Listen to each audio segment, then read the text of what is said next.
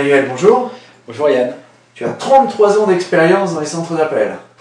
Ça fait une paye. Et tu vas nous déclarer les 7 points essentiels pour optimiser son centre d'appel. Alors ton premier point, c'est sortir du cercle vicieux, du dysfonctionnement des centres d'appel. Qu'est-ce que tu veux dire par là?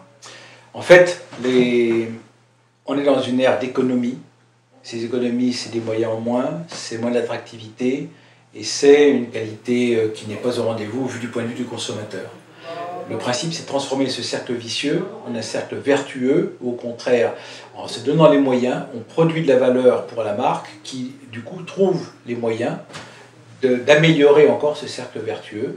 Et la clé, c'est l'attractivité des emplois proposés dans les call centers. Et cette attractivité, elle naît de l'environnement de travail, qui est souvent un facteur de visibilité, et des conditions de travail, et du plaisir de travailler, qui passe par la confiance aux collaborateurs.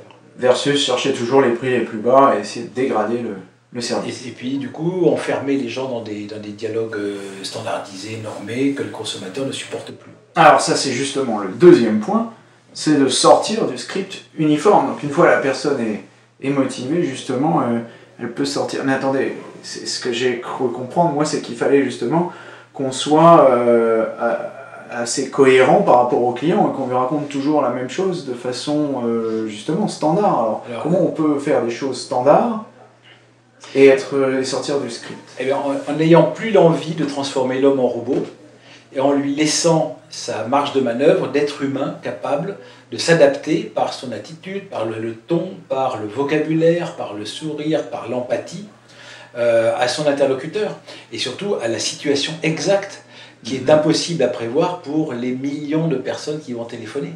Il y a des nuances et ce sont ces nuances qui vont faire que le client va se sentir écouté. Et comment on fait pour justement se passer de ce script et que la qualité de la réponse soit bonne quand même?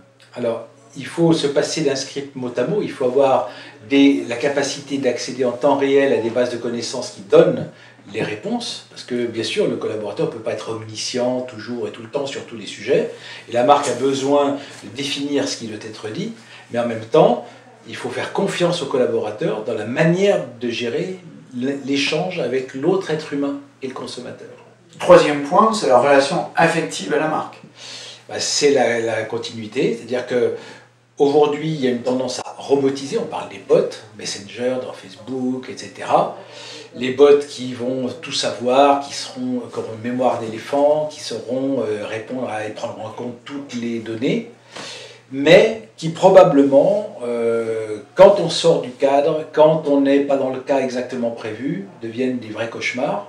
Et le cauchemar du consommateur se traduit par un consommateur qui n'est plus un consommateur, qui est un détracteur. Et là, l'intérêt, justement, c'est que la relation affective, c'est quand j'aime une marque, je vais lui pardonner. Comme quand j'aime mon ami, je vais lui pardonner et c'est pas grave, je resterai son ami. Donc les centres d'appel entièrement robotisés, tu n'y crois pas du tout? Malheureusement, je pense que ça dépend à quel horizon on se projette. On n'y échappera pas. Je pense que les robots vont progressivement, avec une fulgurance et une accélération exponentielle de leur performance, vont piloter toutes les plateformes d'échange entre les êtres humains. Et je pense que parallèlement, les êtres humains vont de leur côté se robotiser. On va se changer le cœur, on va se changer les organes, on va courir plus vite grâce à des prothèses, on va, etc. On verra plus clair parce qu'on aura changé les rétines, etc. L'homme robot et le robot humanoïde vont se rejoindre et vivre des jours heureux et il y aura beaucoup de petits robots. D'accord, j'espère que je serai en retraite. Le quatrième point, c'est tout miser sur la préférence. Exactement. On voit bien qu'aujourd'hui, le premier emporte la mise. Plus il y a Internet, plus il y a des comparateurs, plus ce sont les moteurs de recherche qui désignent le gagnant, et plus il y a un gagnant et le reste sont des perdants. C'est la fameuse théorie de Seth Godin, le gagnant emporte toute la mise. Exactement. Et pour être le gagnant, en fait, il s'agit d'être la marque préférée. C'est ce concept de préférence que ce professeur Kansas a défini comme étant la particule élémentaire du comportement du consommateur. Et la préférence est un concept qui est intéressant parce que c'est un concept extrêmement simple et robuste. Les gens savent dire ce qu'ils préfèrent. Et alors pour préférer la marque, il faut qu'on ait toutes qu'il y ait des facteurs, les indicateurs, il y en a 10. Hein, on ne va peut-être pas tous les citer, mais enfin il y a la disponibilité. Il y a l'éthique, il y a la complétude, il y a... Et donc tout ça, ça doit se retrouver dans le centre d'appel aussi. Exactement, le centre d'appel qui doit être le centre un peu névralgique, alors qu'il soit occupé par des hommes ou par des robots, c'est plutôt un concept. D'ailleurs, il peut être multiplateforme, il peut être complètement réparti, mais la notion de centre de relation client, sous toutes ses formes, avec les contenus, les datas, etc., est un concept extrêmement important pour les années à venir. 5e point, c'est le NPS. Tu es contre le NPS, Net Promoter Score. Pourquoi? Je pense que c'est un outil à risque. Parce qu'on a une note, on ne sait pas comment on a obtenu cette note. Et on espère, en travaillant et en motivant ses troupes, avoir une meilleure note le coup d'après. Mais comme c'est multifactoriel, on ne sait pas trop ce qui influe dessus, si par malheur on se retrouve avec une moins bonne note à la fois suivante, on ne sait pas gérer ça. Et alors, un bon outil, c'est un outil qui doit vous donner les moyens d'agir, et c'est pour ça que le concept de préférence, et on a déposé ce concept de capital préférence, me semble être un outil beaucoup plus utile et beaucoup moins risqué. 6e point, tu es contre aussi la notion, alors là c'est plus inhabituel, de parcours client. Oui. Il me semblait que c'était ce qu'il y avait de mieux, le parcours client. Le parcours client, je pense que c'est une fausse bonne idée, parce que c'est inaccessible. C'est comme les banques qui ont rêvé d'avoir 1400 données sur chacun de leurs clients, etc., puis qui n'arrivent pas à les mettre à jour, et que ça finit par créer plus de problèmes que de résultats positifs.